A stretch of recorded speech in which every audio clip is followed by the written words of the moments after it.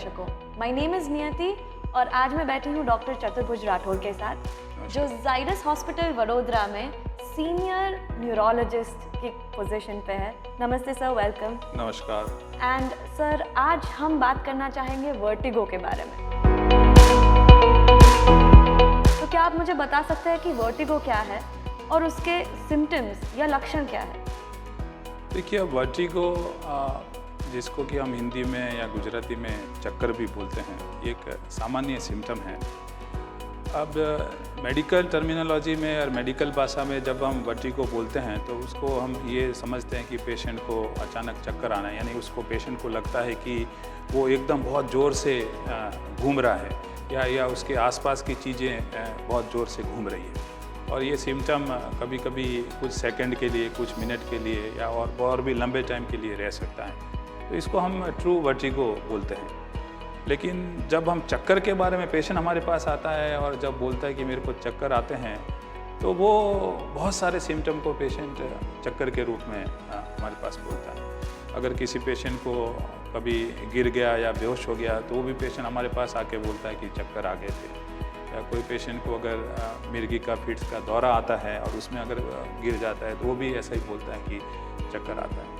कुछ पेशेंट को अगर कभी सडनली आँख के आगे थोड़ा बहुत अंधेरा आ जाता है या कुछ देर के लिए थोड़ा सा होश चला जाता है तो उसको भी वो चक्कर बोलते हैं। कुछ पेशेंट में सडनली ब्लड प्रेशर घटने से कभी कभी या सडन खड़े होने से ब्लड प्रेशर घटता है और उसके दौरान अगर किसी तरह से थोड़ा सा अंधेरा छा जाता है तो पेशेंट उसको भी चक्कर बोलता है। तो जब पेशेंट या मरीज़ हमारे पास ये सिम्टम लेके आता है तो हमारा पहला उद्देश्य या एम ये होता है कि वो पेशेंट को सिम्टम से, पेशेंट का मतलब क्या है या उस सिम्टम का एग्जैक्ट मीनिंग क्या है, तो हम फिर उसको पेशेंट को डिटेल में पूछते हैं कि भाई क्या प्रॉब्लम है, किस तरह से है, और उसका वो वेदर वो आपका जो आँख के आगे अंधेरा छा जाना या उसको तो चक्कर नहीं बोल रहा है या बेहोश हो जाने को तो चक्कर नहीं बोल रहा है। फिर अगर हम पता लगाते हैं कि भाई ये ट्रू वर्टिगो है कि नहीं, जिसमें ट्रू वर्टिगो में पेशेंट को केवल चक्कर आते हैं और यानी आसपास की चीज़ें या पेशेंट अपने आप घूम रहे ऐसा लगता है, लेकिन उसमें बेहोशी नहीं आती, उसको हम फिर ट्रू वर्टिगो बोलते हैं। तो सर,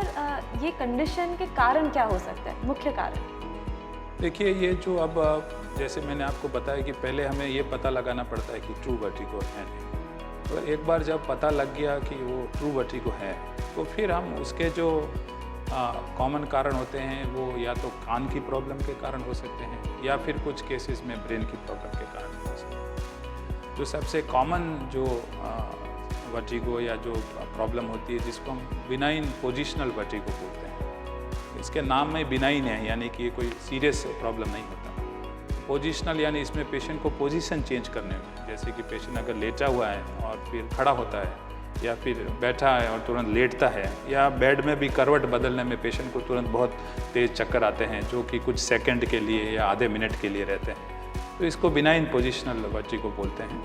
ये जनरली कान के अंदर हमारे जो हम सामान्य भाषा में बोले तो एक बैलेंस का सेंटर होता है इनर ईयर में, जिसमें ऑटोलिस या कैल्शियम के कण होते हैं, तो वो कोई बार सडन झटका लगने से या कभी कोई सडन एक्सीडेंट होने से कभी अपनी जगह से खिसक जाते हैं और उसके कारण फिर ये पेशेंट को इस तरह से चक्कर आता है, जिसको बिनाइन पोजिशनल वर्टिगो। इसके अलावा बहुत से लोगों में उम्र के हिसाब से जब ऑटोस्क्लेरोसिस जैसे कि कान के नसें सूख जाती हैं और या स्पेशली एक कान में नसें सूख जाती हैं, तो सुनने की शक्ति कम होने के साथ साथ उसको पेशेंट को स्पेशली इधर उधर सर घुमाने से या ऊपर नीचे देखने से चक्कर आते हैं।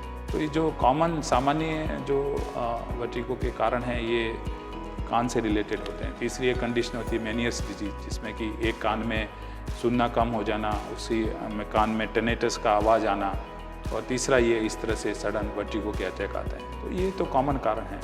इसके अलावा बहुत रेयर कुछ कारण होते हैं जिसमें कि कुछ पेशेंट में ब्रेन स्ट्रोक के कारण या ब्रेन स्ट्रोक यानी ब्रेन में क्लॉट हो गया, ब्रेन में ब्लड सप्लाई नहीं पहुंच रही है, और कुछ पेशेंट में रेयर केसेस में ब्रेन ट्यूमर के कारण भी इस तरह से वर्टिगो हो सकता है।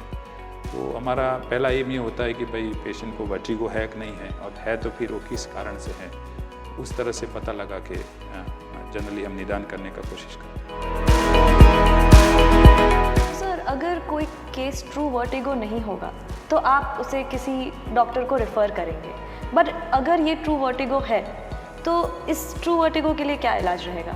देखिए, ट्रू वर्टिगो का जैसे अब मैंने बताया कि बहुत से पेशेंट में कान की प्रॉब्लम के कारण होता है और पेशेंट बहुत बार ENT डॉक्टर के पास जाता है या न्यूरोलॉजिस्ट के पास भी जाता है। तो ये जो कान वाली प्रॉब्लम है उसमें जैसे कॉमनेस हमारे पास जो आता है वो पोजिशनल वर्टिगो है।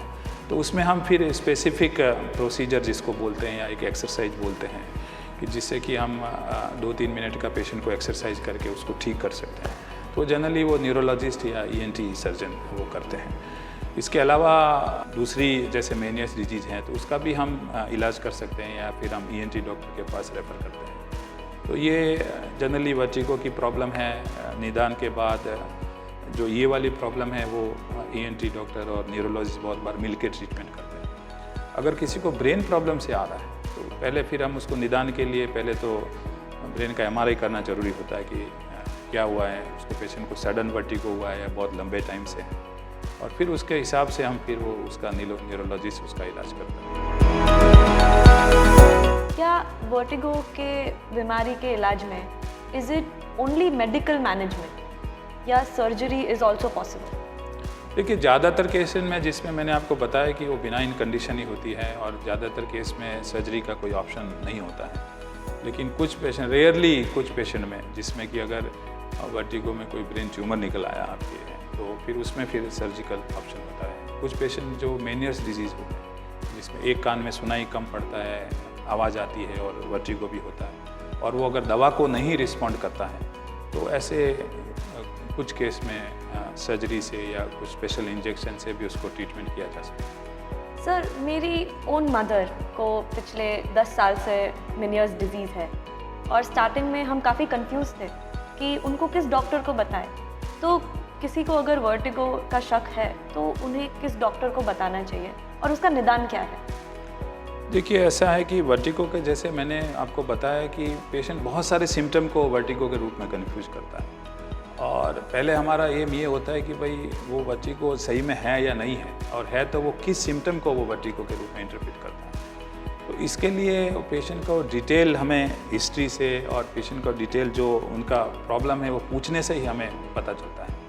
और फिर कुछ केस में हमें ज़रूरत पड़ने पे या तो कान की जांच करवानी पड़ती है और कुछ केस में अगर लगता है तो हम MRI ब्रेन की जांच करवाते हैं। तो ये सब सिम्टम को अलग अलग डिफ्रेंशिएट करके कि भाई वर्टिगो है तो किस कारण से है, कैसे कारण से है, तो इसके लिए फिर सबसे जो क्वालिफाइड डॉक्टर होते हैं वो न्यूरोलॉजिस्ट होते हैं, क्योंकि वो सब मल्टीपल बीमारी में से आपको एक निदान कर पाएंगे कि भाई आपको वर्टिगो है या कोई दूसरी प्रॉब्लम है और किस कारण से।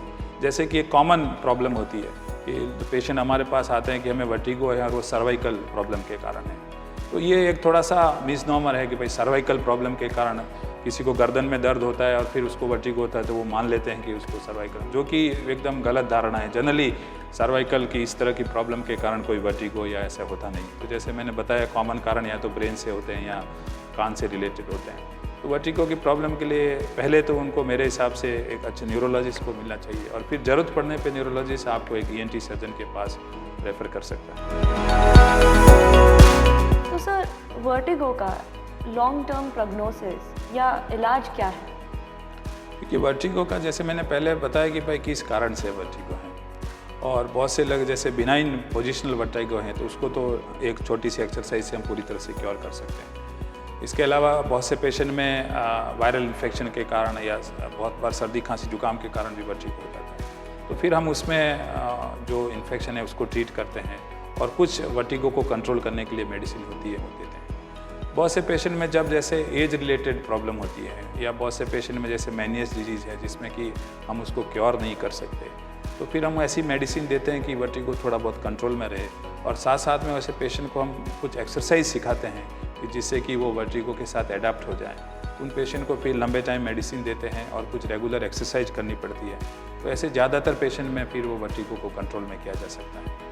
तो ज़्यादातर पेशेंट जो वर्टिगो के होते हैं वो सेल्फ लिमिटिंग होते हैं और शॉर्ट टर्म के लिए होते हैं, वर्टिगो पूरी तरह से क्योर हो जाता है। लेकिन कुछ जो पेशेंट जैसे ये मेनियस डिजीज़ वाले हैं या उम्र रिलेटेड एज के हिसाब से वर्टिगो आ रहा है, तो फिर उनको लॉन्ग टर्म ट्रीटमेंट की जरूरत है। सर यूजुअली वर्टिगो किस एज ग्रुप में ज़्यादा पाया जाता है?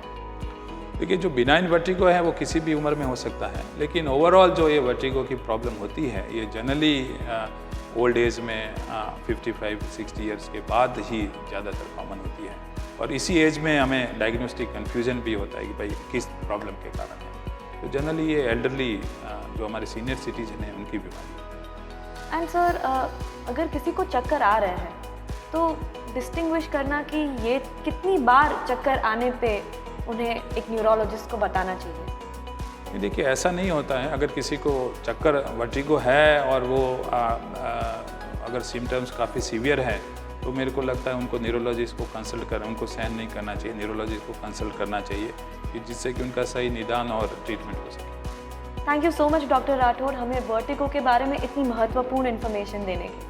थैंक यू, और आपका बहुत बहुत धन्यवाद।